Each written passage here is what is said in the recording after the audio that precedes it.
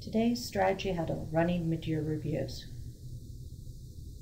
So that is a question that a lot of people have asked us about. How do we run an effective mid-year review? I mentioned in the beginning this information could double down for your quarterly reviews as well. So please take that for what it is.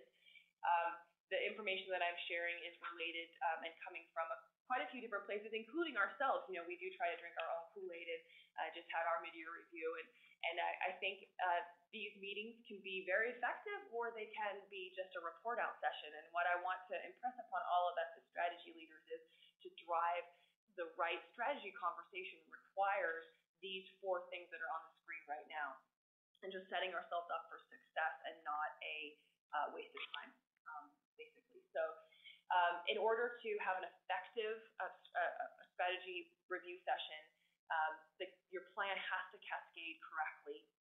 And I know that is just something we always talk about, and what the point is that if it doesn't cascade correctly, people can't speak to it correctly. So we'll get into that.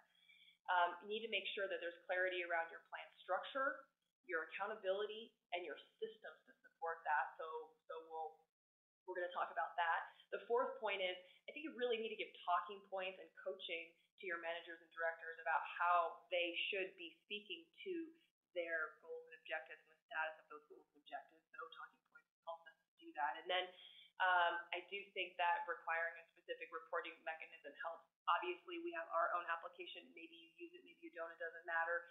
Whatever it is that you're using, the consistency around everybody coming into the room with the same stuff is really powerful. So let's jump into those 4 points. Guidelines for cascading. As Ryan mentioned, we send out this recording and these slides, so you have this as a resource. But so I'll speak to it at a very brief level. In order for us to run an effective review of our plan, we have to have the accountability and the time frame and the grain size of one of our clients stay correct. So we have, of course, our long-term strategic whatever. Let's just use the word objective, which is on the screen.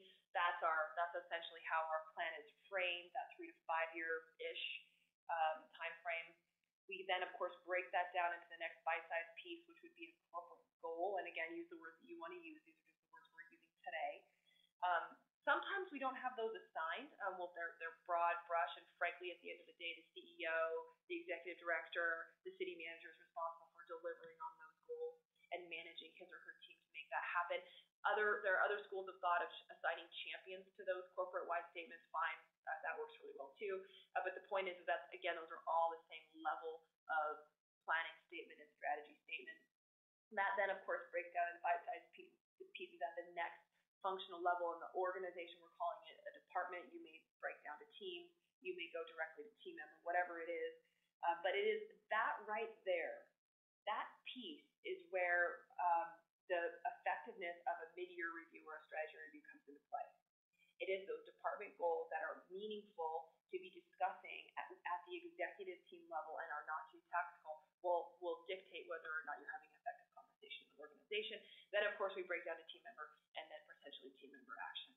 So I just want to impress upon us at the department goal level that is the critical component to having an effective discussion at your strategy review session. The next screen just shows you an example of that. And again, I just spoke to it in fair detail, so I won't go into that anymore. But there's your example of how this actually might break down. So this slide's a bit heavy, and I also just, again, try to give us a framework to work within.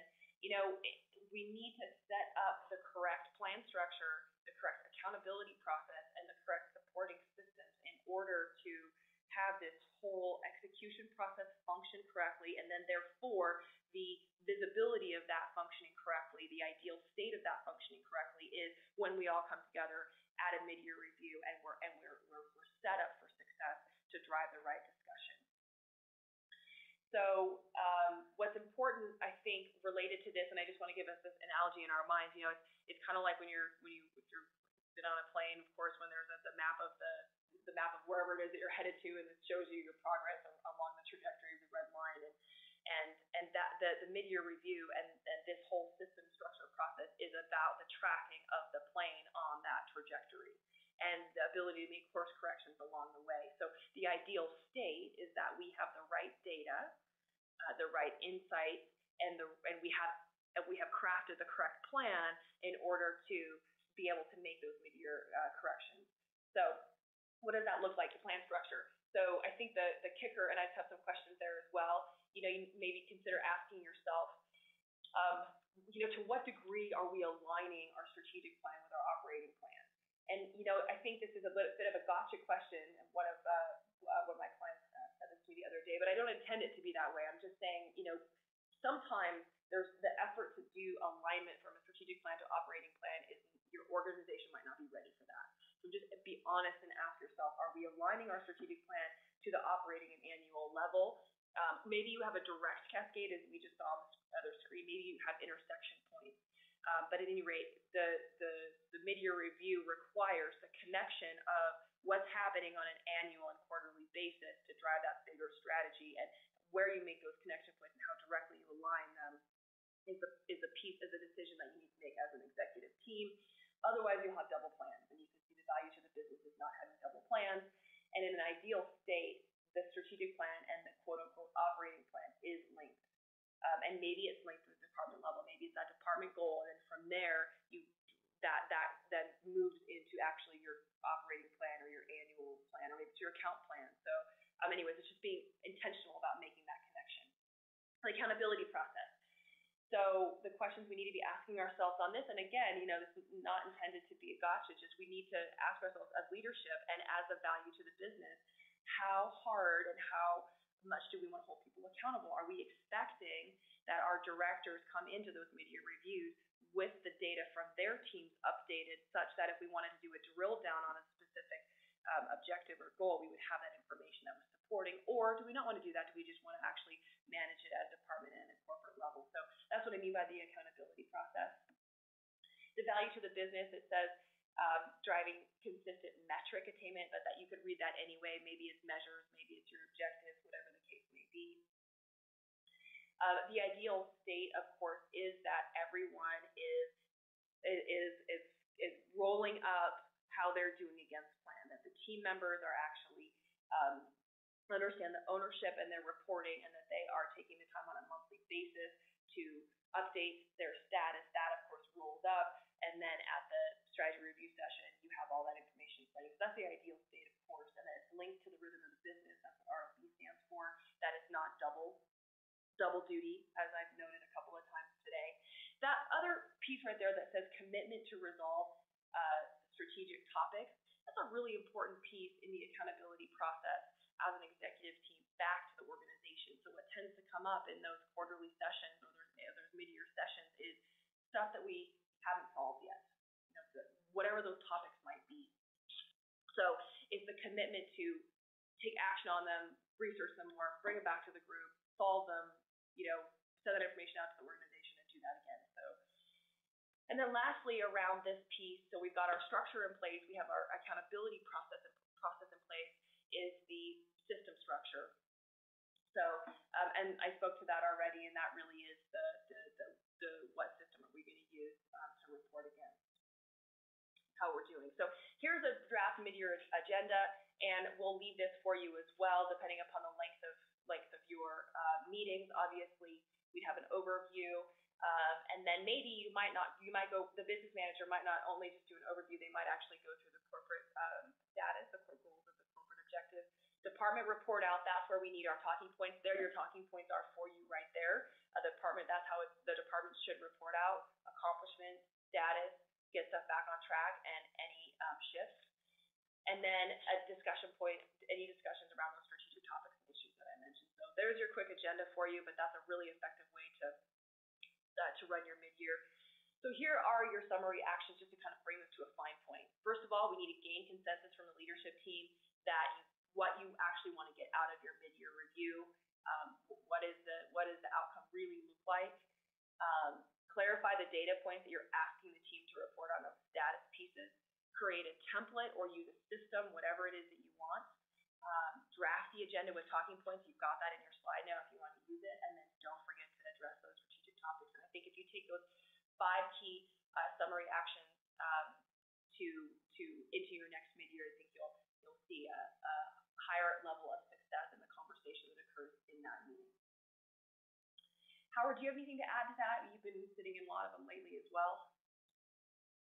I'd like to, add one point.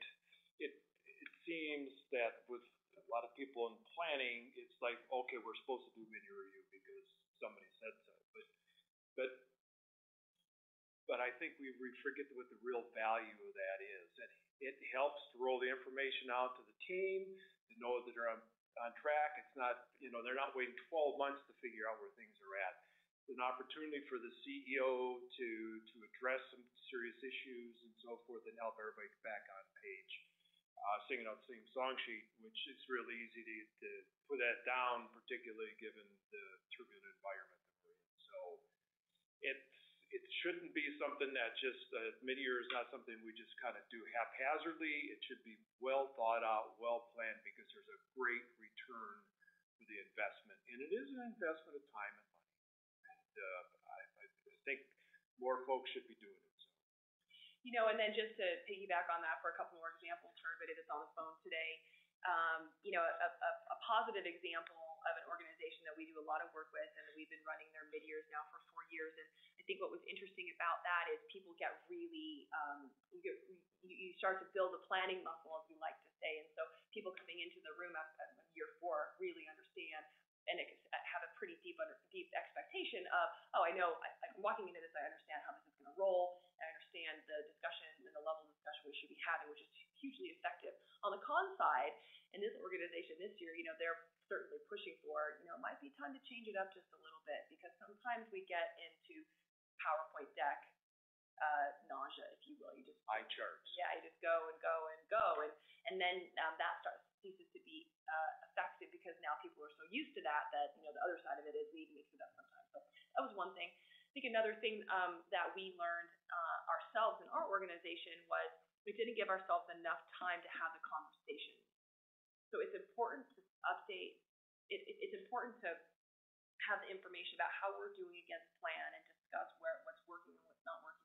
But it's also important to have the breathing room to be able to dig into those key topics that you think will drive the business. That are those strategic topics, and we tend to we never have enough time for meetings, but I would suggest that probably if you're really doing a good mid-year review with a small team, it's going to take a half a day. This other team I was referring to was a 2-day, but we tried to squeeze it in a couple of hours, and that certainly didn't work. The other thing that we learned too, and I think this was something that came out in a couple different places, is when that plan isn't structured well, we just can't drive that conversation correctly. So don't have the context for having a discussion.